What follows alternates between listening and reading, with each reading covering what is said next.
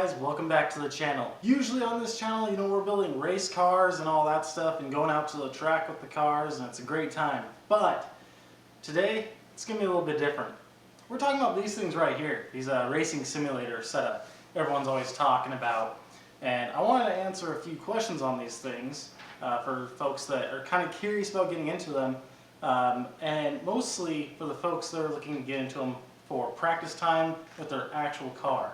I want to be answering questions like, are they really that hard to kind of figure out and set up? Are they expensive? And finally, and I can prove this, can they actually make you a better driver on the track? We're going to sit down and we're going to put this thing together. I just picked up a rig for my wheel. We're going to fix it up a little bit, set it up to my liking, and I'm going to show you in depth some settings that you can do to get the best realistic feel on here. And trigger warning for those that do have a sim and you think you know how to drift in games, you probably don't have your steering assist turned off. You're not actually drifting. Sorry.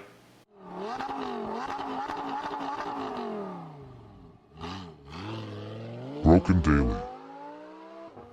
Alright, sorry about the last comment with the no assist versus assist setups on your sim wheels. I know, it's not for everybody. Someone's trying to just have fun playing games, right? I get that. I just personally get triggered when I watch people like on videos and they're acting hardcore, hitting these sick drifts and everything, and then like you watch the wheel and then like you watch the car and the car's, they're steering right and it's drifting and they're holding it right. They're not actually counter steering. That's just what gets me upset. That's the difference between no assist and assist. We'll get into that later, but I just want to clear it up. I'm sorry, is what it is. Anyways, so yes, this rig right here, I picked it up used on Facebook Marketplace, the most beautiful place on earth, I tell you what. And it's kind of janky. Some parts are missing and whatnot. It's real dirty and dusty, and yeah, so we are going to fix this up a little bit. I've already found some hardware and things like that, and you can see I kind of made a DIY inverted pedal box over there, and we'll get into that here in a minute too. But we're going to clean this thing up and yeah, get it sparkly again. I'd like to thank today's sponsor of today's video, me, myself, and I. So if you guys want to help support me in any way, the best way is just go ahead and subscribe, like, comment, all that jazz. It goes a really long way and it keeps me feeling good inside. Let's go ahead and start getting this thing cleaned up.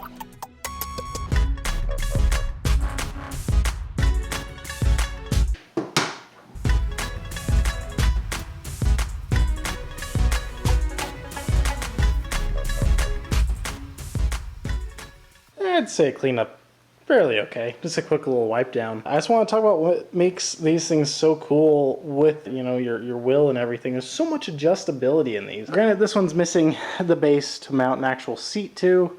I have a remedy for that. We'll do that probably in another video. But we're going to probably have to weld some stuff here. But anyways, the amount of adjustability, like all these holes like here and then like down here, you can take this whole cockpit with where the wheel goes and bring it down super low. I know some folks like to do like the F1 racing style, and you can really, get the cockpit correct. Even with this this board here, this base, that's for your pedals. You can raise and lower the pedals, so you can get the right inversion that you're looking for. You can do left-hand drive, right-hand drive. This just swaps over to the other side. You can tilt your steering wheel here. You can do that there too, honestly, and get more of an angle.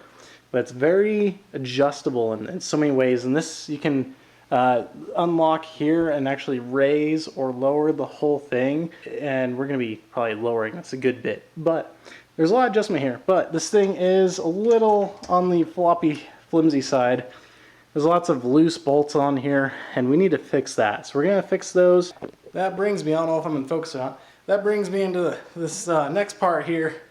Over at the good Walmart, they sell golden tools now, which is kind of cool for the Christmas time. Golden ratchet. And I like gold tools, so I bought them because they were cheap, and we're going to try them. Let's see if they're any good.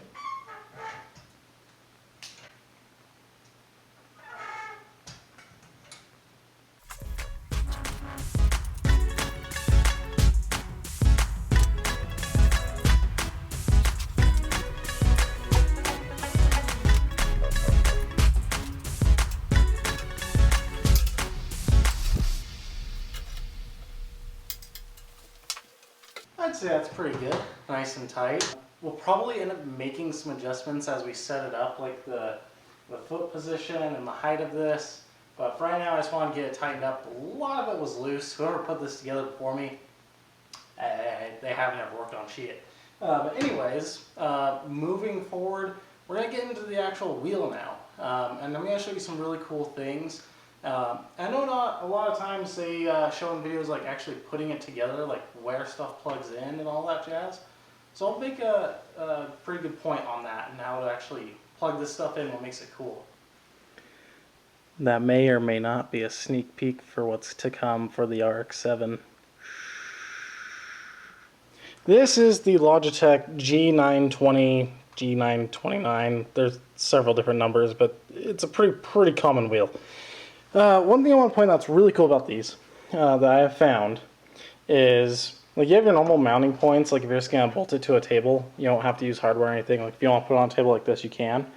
But they actually leave you holes to mount it, like hard mount it to something, right?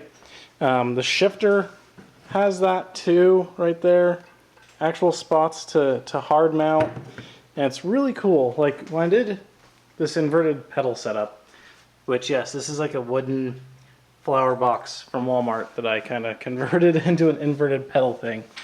But if you can see back here, so these bolts I use, they're standard just 10 mil bolts, which is really cool that you can use like automotive hardware to mount this stuff. And I think Logitech purposely did that, which is pretty cool. So you can just go into your, your bolts bin, your spare parts bolts, and throw them in here, and they're gonna work.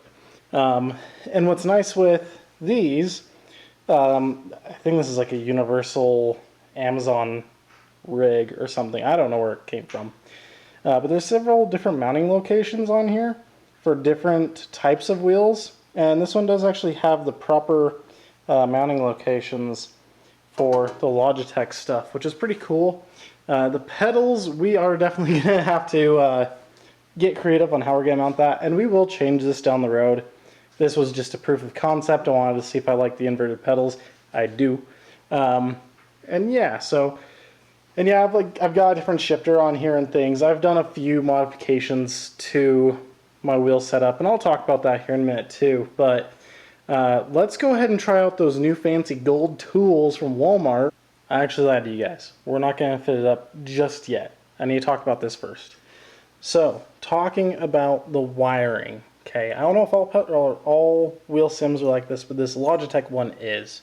So if you notice here, there's a little indication of a shifter, pedals, then your power cord.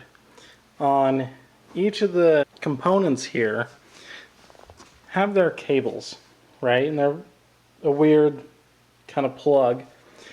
And they go respectively into their homes right here. So that's going to plug into there. The pedals have a plug. They're going to go into that plug there, and then your power cable. And you notice here, they do have this really nice little cable management deal, so you can actually wrap the cables and keep everything nice and tidy, just like so. And then they have these grooves right here cut out, and they actually bend and clip in just like that, so you can keep it nice and flat. You don't have cables dangling everywhere. It's not lifting the wheel up because it's sitting on the cables or bending them or pinching them. They just sit right in that groove, which is really nice of them. But I wanted to show that. I know I don't see that on a lot of videos for this thing, showing where stuff plugs in and how to actually, make it look nice. But we do need to plug everything in first, then set the wheel on here. I think the easiest way to go about this to start with is actually the shifter. So we're going to mount the shifter first. We're starting with the shifter here. And same thing like I mentioned, there's holes for different types of shifters that you can buy. And luckily, yes, this does have the pre-drilled mounts for those bolts right there, and a standard 10 mil bolt off your car will go right into this unit right here. If you have a JDM car, all right. The USDM folk, I don't know what it's called, your 5/16, 4/72, your 1/2 and 16/22s. I don't know. But a standard 10 mil bolt we'll go right into this right here. I've already kind of got it mapped out. Just loosen your jaws here. These jaws are, if you're just going to a standard table, you can tighten them and that'll lock right onto your table, and you have that third mount right there to make sure it's nice and tight. Personally, with this wheel, I have found that these jaws, these locking points are just kind of garbage. They don't really work that well at all. I've had to use pliers to lock mine down onto the table to keep it from, slipping off the table. I've had to put little shims under here to get it to bite better. So that's just something to keep in mind. The locking points on the Logitech stuff, from what I have found, is kind of not good. Like, you can see that right there. You turn that to lock this. This one doesn't even do it. It won't stay locked down. So keep that in mind. See, I can't even get it to unlock now. Garbage. Trash. So fancy and gold. Here you go, Walmart. It seems like a pretty hefty wrench too. Pretty good quality. It's like 10, 12 bucks or something like that. Anyways, that is now mounted, which is great. Still feels a little wobbly. Like, this doesn't actually feel wobbly, but the base does. So, and that's making a whole bunch of noise, so I might just take these out because I don't like you can hear all the jiggly. Yeah, we'll fix that. So it's not as jiggly. Jiggle jaggle, jiggle jaggle, jiggle jaggle, jiggle jiggle jiggle. And here's our connector. There's like a little bit of cable management right here. We'll figure that out later, make it all nice. And like I said, I've modified this a bit. I've taken apart the original pedal box to invert the pedals.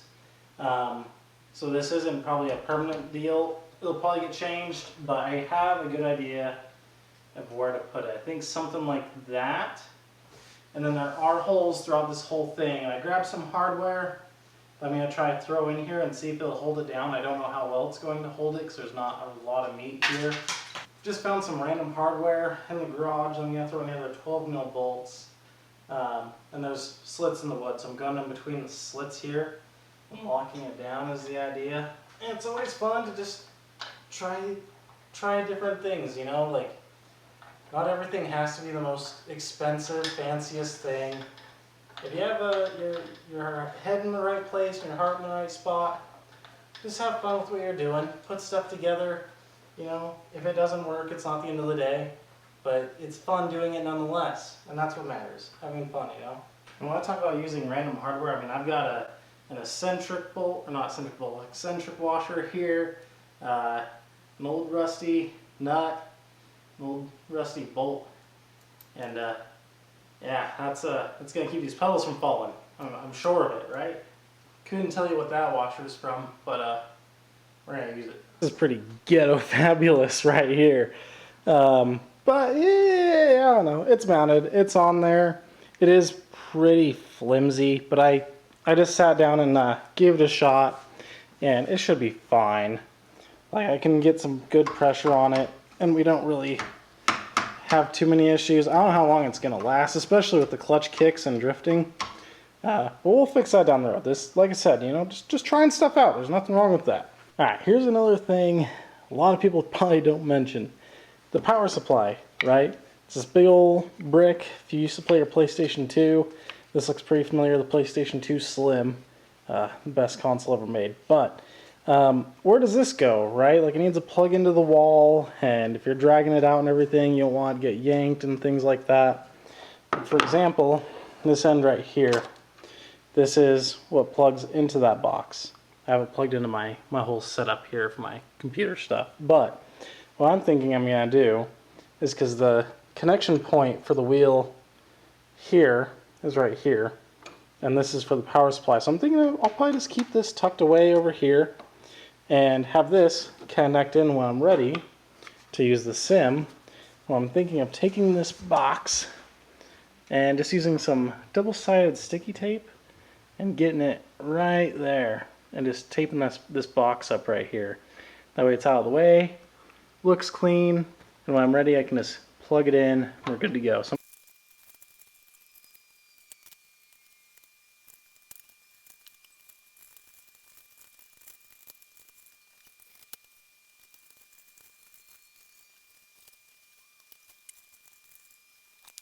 alright, so we got these as flat as we possibly can.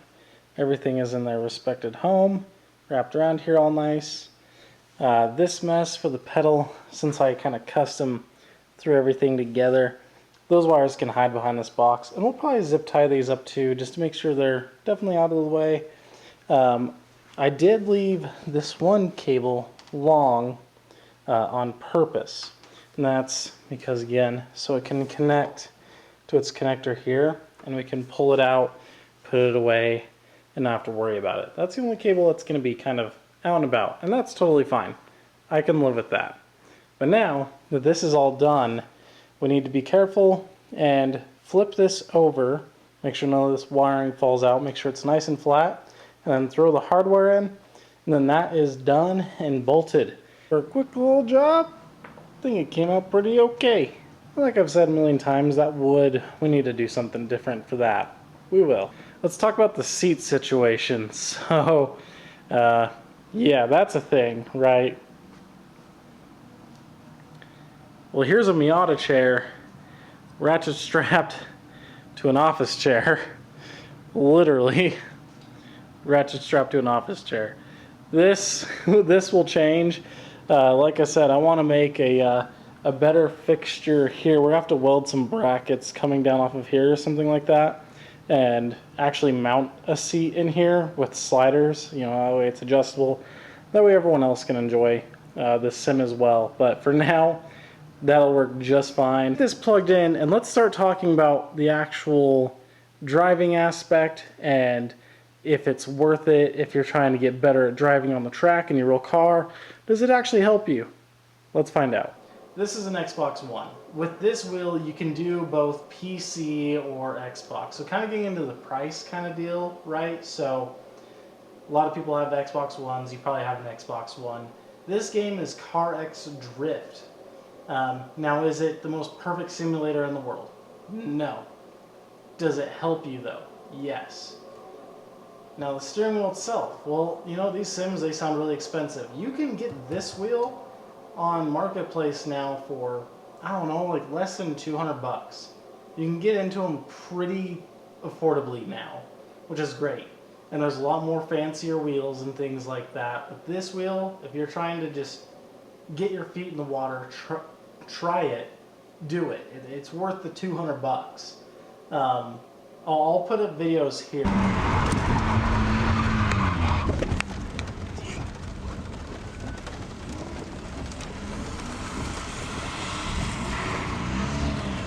What am I doing wrong? Whoa, Alex.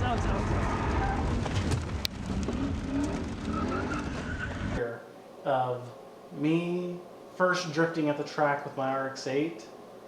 It's not good. I'm spinning out, having issues. I don't know what the heck I'm doing. Then I spent a better year or so drifting in CarX on this wheel and taking my Miata out to the track now. I'm not good at drifting, don't get me wrong, no. But can I drift? Yes.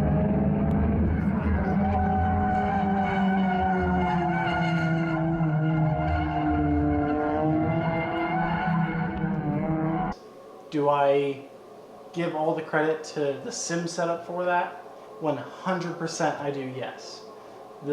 It's mostly, the hand feel and what's going on with the car and how the car reacts is where you learn these things. In this game, you can do everything from tuning the vehicle with the suspension to Ackerman to caster to tow, you name it, to your final drive ratio, your gear ratios, to engine even. You can swap out the engines. This game's fantastic.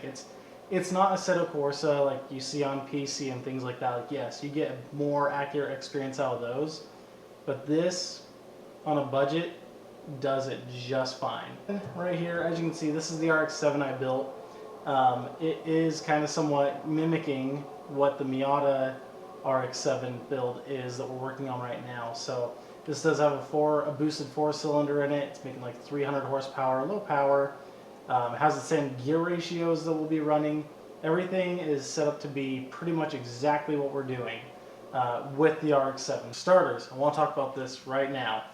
If you're going to learn how to drift an actual car in a simulator, this view right here, do not use that. That's not going to teach you anything or help you at all.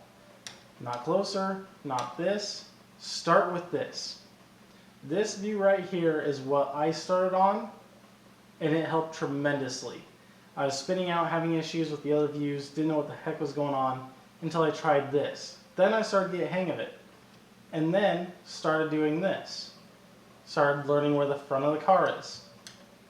And now we're at this, which is, you know, not 100% accurate still, but it's as accurate as you're going to get. So clearly I need to warm up a little bit first. But one thing I want you to pay attention to is at the very bottom right here, you can see 4 lines. That I'm pressing right there, that white line, that is my clutch, that's my brake, that's my gas, and then there's handbrake, which no, I do not have handbrake. Pay attention to those as I'm, you know, drifting around. The clutch is always going to be your best friend. If you feel like you're going to spin out, throw the clutch in. It's going to save you 9 times out of 10. As soon as you don't feel control of the car anymore, throw the clutch in. That's everyone I show how to drift on this game is the biggest issue I see. They spin out, they stay pinned in it, and they don't know what's going on. And they don't realize how much control is really going to be with, you know, your throttle inputs and your clutch. It makes a big difference. So pay attention to those things as I'm driving.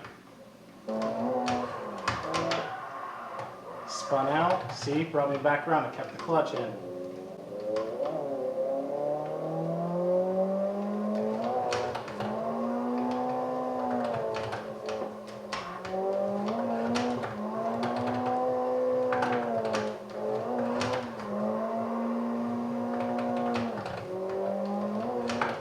You notice I'm clutch kicking too in some points.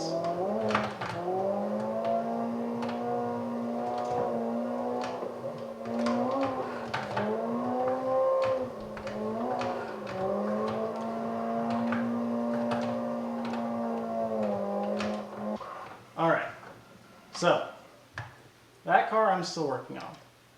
Let's hop into a different car, a car that if you guys have watched the channel, you might be a little bit familiar with. My Miata. And this car is set up to be just like my car. Power and everything. The alignment, all that jazz. Kind of a crap car. Nothing special, but I set it up to be as close to my car as I could, so you know I can get the seat time on here and not worry about, you know, spending the money going to the track or damaging my car. So you put it into a wall, well, you'll be okay. It's a game, right? Okay, let's talk about something here.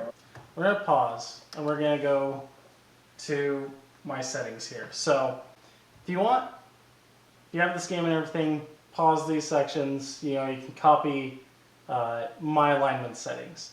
But you can see how much you can change and like the details you can get into, right? So from the stiffness of your springs and everything, your fast damper rebound, all that jazz, to your alignment there, your Ackerman, your kingpin angle inclination, all of it. You know, you get into the wheels, your tire pressure, your grip, wheelbase width, all of it. Your braking force. I need to change that because I've modded my pedals so it works a little bit better now. To power, to your gear ratios, right?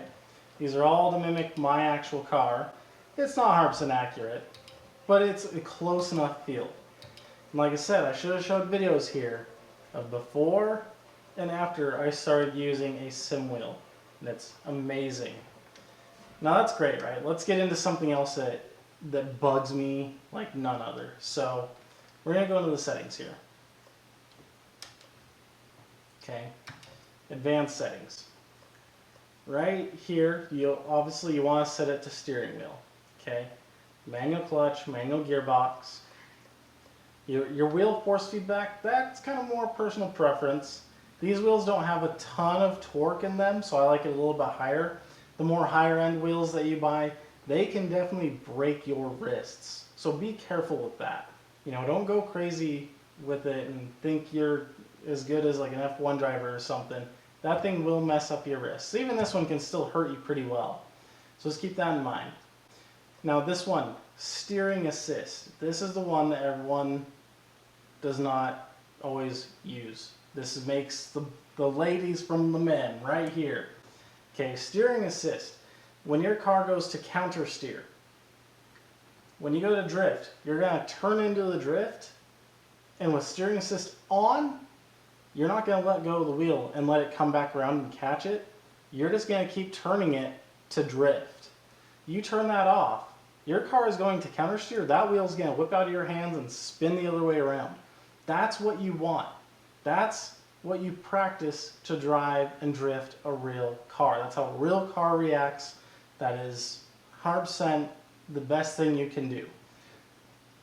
Just put on steering assist as off. You're going to be horrible at it. I was horrible at it. It's really hard, but you'll get a hang of it, I promise. And you're going to love yourself when you go out to the track with your real car if you are going drifting, and you're not going to get as choked up when you're taking your actual car out when your car starts to rotate. That's the biggest thing you can do. That's my number one thing right there, is make sure that's turned off. Other than that, everything else you can have fun with, you know? It is still a game at the end of the day, but if you're going to use it for practice, that's what I recommend. And yes, it does help. I'm a firm believer in these sims for teaching you how to drive your car.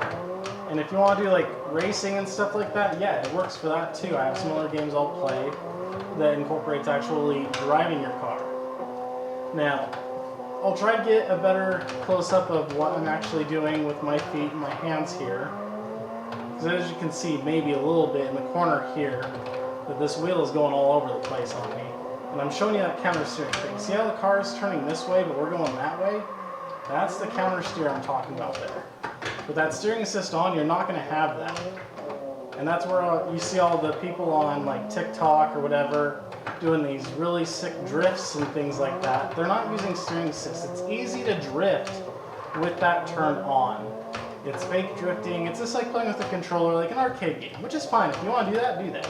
There's nothing wrong with that. Enjoy, have fun with it. But if you want to use it to actually get practice, you need to turn that steering assist off. So that's what's going to tell you. You see how it's taking that thing out of my hands? I wrecked there?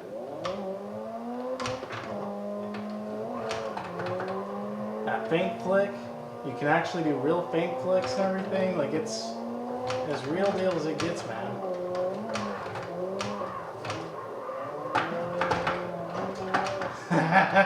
See, if I had my real Miata, man, we'd be having a bad day. And that's putting a sim together here, and my thoughts and impressions on it. You can get them real cheap these days. I guess not real cheap, but pretty inexpensively. And I think they do genuinely help you with practicing in your real car, whether you're drifting, doing time attack, whatever it is that you're doing. I think it does genuinely help. Are they fun? Oh yeah. Even if you're just doing it just to kind of have a sim and just play around, and not actually, like if you don't have a project car or something like that, this gets the fix done, no problem. I'm not a professional by any means. I'm not great at this thing. I'm not great at real driving and whatnot. But I just wanted to share my thoughts and opinions on it. And I think you should get into it.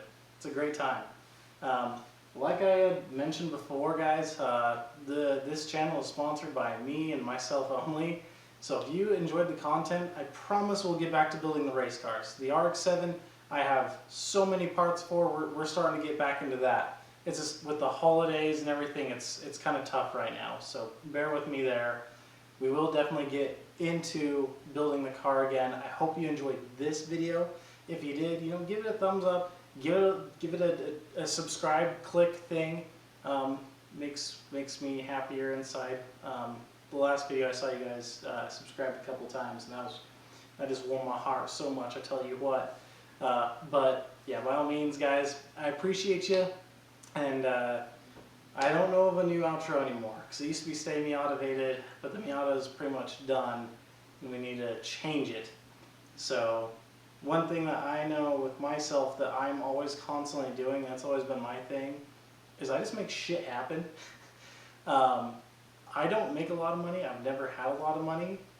But for some reason, somehow, if there's something I really truly want to do or have or accomplish, I just make it happen.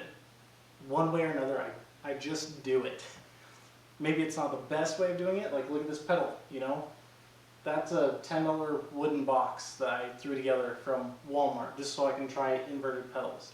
It's stuff like that that is what is my driving factors. If I want it bad enough, I just fucking do it. All right. So I think that's gonna be our new thing is just make shit happen. Yeah. See you guys.